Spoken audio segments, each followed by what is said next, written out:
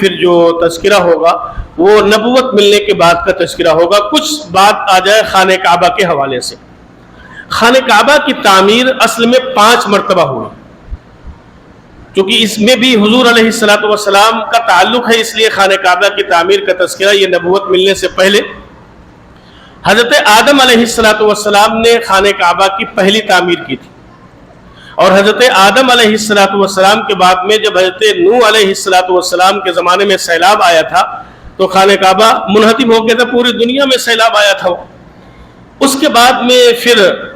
حضرت ابراہیم اور حضرت اسماعیل علیہ السلام نے خانہ کعبہ کی تعمیر کی تھی، جس کا تذکرہ قرآن میں وَإِذْ يَرْفَعُ إِبْرَاهِيمُ الْقَوَاعِدَ مِنَ الْبَيْتِ وَإِسْمَاعِيلُ رَبَّنَا تَقَبَّلْ مِنَّا إِنَّكَ أَنْتَ السَّمِيعُ الْعَلِيمُ۔ اب جب یہ 2 تعمیر تو ہوئی، یہ تیسری تعمیر قریش کے دور میں ہوئی تھی۔ قریش کے دور میں خانہ کعبہ چونکہ حضرت ابراہیم علیہ السلام کے دور میں تعمیر ہوئی تھی، اس کے بعد میں قریش کے دور میں آ کر خانہ کعبہ جو ہے وہ بڑا کمزور ہو گیا تھا خانہ کعبہ، اور یہ تھا کہ کہیں خانہ کعبہ کی بنیادیں گر نہ جائیں، تو لوگوں میں یہ مشورہ ہو رہا تھا۔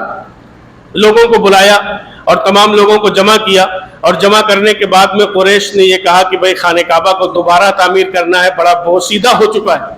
لیکن یہ ہمت نہیں کر پا رہے تھے کہ اس کو گرایا کیسے جائے، جو خانہ کعبہ بنا ہوا ہے اس کو توڑا کیسے جائے۔ گویا ہم اپنی زبان میں یہ کہیں کہ اس پہ پہلا پھاوڑا کون چلائے گا اس کو گرانے کے لیے کہ دوبارہ تعمیر کرنی،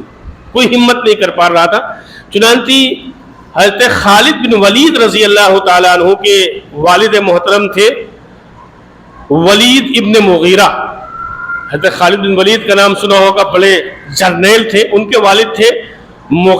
ولید ابن مغیرہ۔ انہوں نے گویا پہلی کدار اور پہلا پھاوڑا لیا، اور اس کے بعد میں جب خانہ کعبہ کو گرانے کے لیے پہلی کدار ماری تو انہوں نے کہا اللہم لا نرید الا الخیر، کہ اے اللہ ہمارا ارادہ خیر کے علاوہ اور کچھ نہیں، یعنی ہم خانہ کعبہ کو اس وقت جو گرا رہے ہیں تو ہمارا ارادہ یہ ہے کہ ہم دوبارہ تعمیر کرائیں گے۔ اور تمام مکہ کے لوگ منتظر تھے کہ دیکھو ان کے ساتھ اب کیا ہوتا ہے، جو وہم ہوتا ہے عام طور پر کہ اب ان کے ساتھ کیا ہوتا ہے۔ اور اس کے بعد میں پھر بہرحال خانہ کعبہ جو ہے وہ پورا منہدم کیا گیا، اور منہدم کرنے کے بعد میں پھر الگ الگ قبیلوں کو الگ الگ دیواریں بانٹ دی گئی، جیسے جنوب کی دیوار یہ قبیلہ بنائے گا، شمال کی جو ہے دیوار یہ قبیلہ بنائے گا، فلاں حصہ یہ قبیلہ بنائے گا، فلاں حصہ یہ قبیلہ بنائے گا۔ یہ آپس میں طے ہوا اور لوگوں نے اس کو بنا لیا۔ لیکن اب جب مسئلہ آیا حجر اسود کے نصب کرنے کا، حجر اسود جہاں تھا وہاں پر حجر اسود کو فٹ کرنا تھا، تو اب آپس میں لڑائیاں ہونے لگی۔ مکہ کے تمام لوگ یہ کہتے تھے کہ یہ شرف ہم کو ملنا چاہیے، ہر قبیلہ یہ چاہتا تھا۔ علماء نے، سیرت نگاروں نے لکھا ہے کہ قریب تھا کہ آپس میں تلواریں کھنچ جاتی اور خوریزی ہو جاتی، لیکن حضور علیہ السلام بھی اس وقت نبوت اعلان نہیں ہوا تھا، تو وہاں ایک بڑے میاں تھے، انہوں نے کہا کہ ایسا کرو، کل جو شخص حرم میں سب سے پہلے اس دروازے سے داخل ہوگا اس کی بات مان لی جائے گی۔ چنانچہ دوسرے دن حرم میں اس دروازے سے داخل ہونے والے کوئی اور نہیں تھے، جناب رسول اللہ صلی اللہ علیہ وسلم تھے۔ جب لوگوں نے آپ کو دیکھا تو سب کے چہرے کھل اٹھے اور سب نے کہا آپ تو صادق ہیں، آپ امین ہیں، اور ہمارے درمیان یہ مسئلہ ہے، اس کا فیصلہ کرا دیجئے۔ حضور صلی اللہ علیہ وسلم بڑے مدبر، بڑے جو ہے فیصلہ کن، تو حضور علیہ السلام یہ چاہتے تھے کہ یہ شرف تمام قبیلے والوں کو مل جائے، تو آپ نے ایک چادر منگوائی، اور چادر منگوانے کے بعد میں اپنے دست مبارک سے حجر اسود کو اوپر رکھا، اور ہر قبیلے کے سردار کو بلایا کہ سب لوگ آ جاؤ اور سب لوگ اس چادر کو پکڑ لو۔ چنانچہ تمام قبیلے کے لوگوں نے اس چادر کو پکڑا اور حجر اسود کے قریب لے گئے، اور جانے کے بعد میں پھر حضور نے اپنے دست مبارک سے حجر اسود کو وہاں پر نصب کر دیا، تو آپ کے حسن تدبیر سے ایک خوفناک جنگ ٹل گئی۔ اللہ تعالیٰ نے یہ صلاحیت آپ کو عطا فرمائی تھی، یہ بھی نبوت ملنے سے پہلے کا واقعہ ہے۔ اور پھر اس کے بعد میں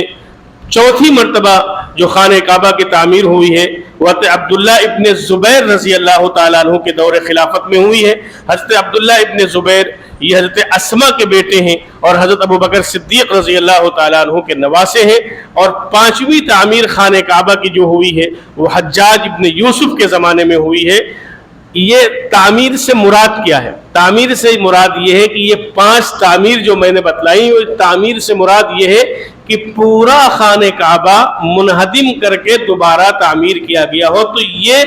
جب سے خانہ کعبہ بنا ہے، جب سے 5 مرتبہ ایسا ہوا ہے، باقی الگ الگ چیزیں تو بنتی رہیں، اور قریش کی تعمیر سے پہلے خانہ کعبہ کی چھت نہیں ہوا کرتی تھی۔